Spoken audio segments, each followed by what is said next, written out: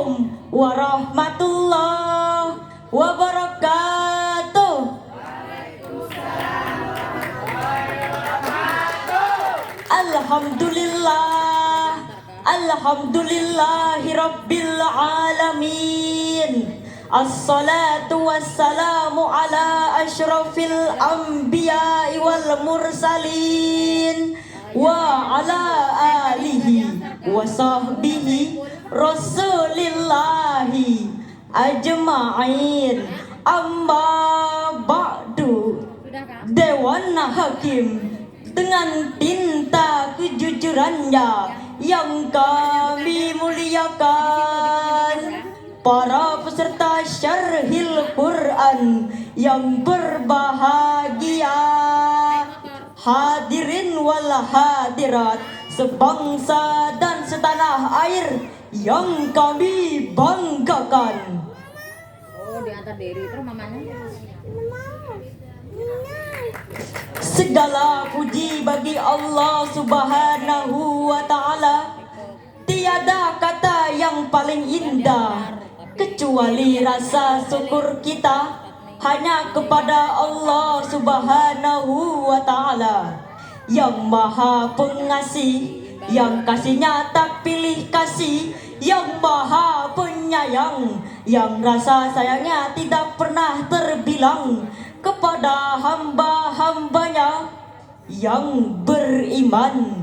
Salawat serta salam semoga senantiasa tercurahkan kepada Best of the best man, Nabi Muhammad sallallahu alaihi wasallam, yang senantiasa menjadi contoh teladan bagi kita semua, terutama generasi muda Islam yang akan menjadi sosok pemimpin di masa yang akan datang. Hadirin sekalian, di zaman teknologi yang serba canggih ini, makin makmur, lembaga-lembaga dakwah semakin menjamur. pengajian dan pengkajian tidak lagi sebatas forum dan podium, melainkan sudah menggunakan media komunikasi seperti sekarang ini. Namun hadirin, tantangan yang harus kita hadapi dengan masuk menusuk dan merasuknya budaya-budaya barat terhadap jantung kehidupan umat Islam, terutama melalui berbagai media komunikasi di media sosial yang telah dipakai oleh setiap kalangan. Bukan hanya kalangan terpelajar, Bahkan anak TK pun rajin selfie di beranda. alhasil semua kegiatan dan berita-berita lebih cepat merambah dengan sangat mudah. Tukang beca kini dipanggil dengan WA. Tukang cendol kini dipanggil dengan video call. Bahkan beli agar-agar pun pesannya lewat messenger. Hal ini merupakan dampak dari perkembangan zaman yang tidak bisa terelakkan. Ternyata menurut Frederick William dalam The Communication Revolution mengatakan bahwa dampak dari media komunikasi ialah dapat merubah kultur masyarakat. Lalu, bagaimanakah sikap kita dalam menyikapi kabar atau berita seharusnya? Untuk itu hadirin, kami berdiri di sini bukan sekedar basa-basi, Bukan pula menebar janji tanpa bukti. Kami bertiga hadir menawarkan solusi yang terinspirasi dari semangat ilahi Rabbi, yang akan membawakan sebuah syarahan Al-Quran yang berjudul konsep Al-Quran dalam menyikapi hoax. sebagaimana firman Allah dalam surah Al-Hujurat ayat 6, Berikut lantunannya. A'udzu billahi minasyaitonir rajim. Allah dari godaan syaitan yang terkutuk dengan menyebut namamu, ya Allah, yang maha pengasih lagi maha penyayang. Wahai orang-orang yang beriman, jika seseorang yang fasik datang kepadamu membawa suatu berita, maka telitilah kebenarannya agar kamu tidak mencelakakan suatu kaum karena kebodohan-kebodohan yang akhirnya kamu sendiri menyesali perbuatanmu itu. Hadirin sekalian, menurut ilmu ma'ani, ayat tersebut merupakan kalam insya, artinya mengandung suatu instruksi, sedangkan asbabun nuzul ayat tersebut sebagaimana yang diriwayatkan oleh Imam At-Tasikum binabaya fatabayyanu. Jika datang seorang yang fasik kepadamu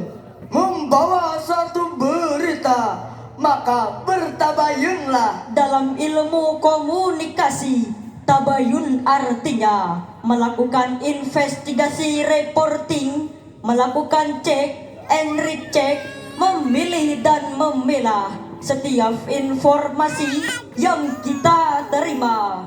Dengan kata lain, ayat tersebut mengisyaratkan kepada saya, saudara, dan kita semua agar di era globalisasi informasi dan di era informasi yang global ini, kita melakukan filterisasi terhadap tayangan-tayangan yang masuk ke rumah kita masing-masing, sehingga kita akan menyampaikan pesan yang jujur, bukan pernyataan lantur, pesan yang didasarkan atas bukti dan fakta, bukan opini yang tak berdata, lalu diungkapkan dengan tulus, bukan karena fulus. Betul hadirin. Namun hadirin, sikap kita harus laksana ikan yang hidup di laut. Airnya asin, tapi ikan tak terbawa asin. Artinya tidak mudah tergusur dan tergeser oleh tayangan-tayangan dan info-info di media sosial yang belum tentu kebenarannya, atau istilah sekarang disebut dengan hoax. Tuntunan tetap menjadi tuntunan dan tontonan tetap menjadi tontonan. Bukankah Allah Subhanahu wa Ta'ala memperingatkan kita dalam Al-Quran surah Ali Imran ayat 196?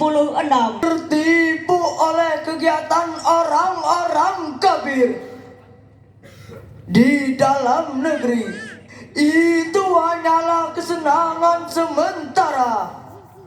Kemudian tempat kembali mereka adalah neraka jahanam, yaitu seburuk-buruknya tempat tinggal.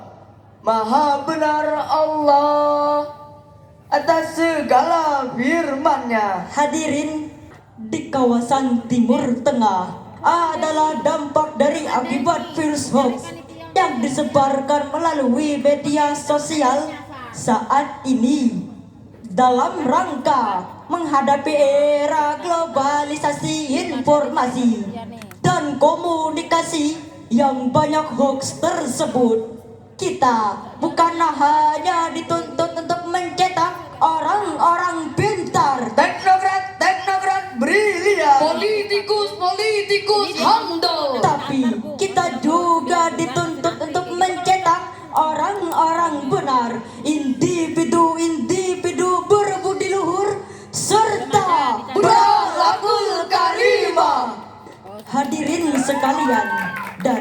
yang tadi dapat disimpulkan bahwa hoax merupakan berita bohong yang disebarkan melalui mulut ke mulut maupun di media sosial. Dan kita sebagai orang yang beriman harus bijak dalam menerima berita-berita, serta kita selalu tabayun terhadap setiap informasi yang kita terima sebagai bentuk penanggulangan penyebaran berita hoax. Hadirin, sebelum kami mengakhiri syarahan ini, kami akan membawakan sebuah pantun. Buah duku, buah delima, makannya di Kalimantan. Waspadalah berita yang ada, Teliti dahulu sebelum disebarkan. akhir kata, sampai di sini kami menyapa. Segala benar hanya milik Allah semata. Banyak salah kami manusia biasa, semoga berkenan menangkap makna. Tiga sekawan mengakhiri kata. Wassalamualaikum warahmatullahi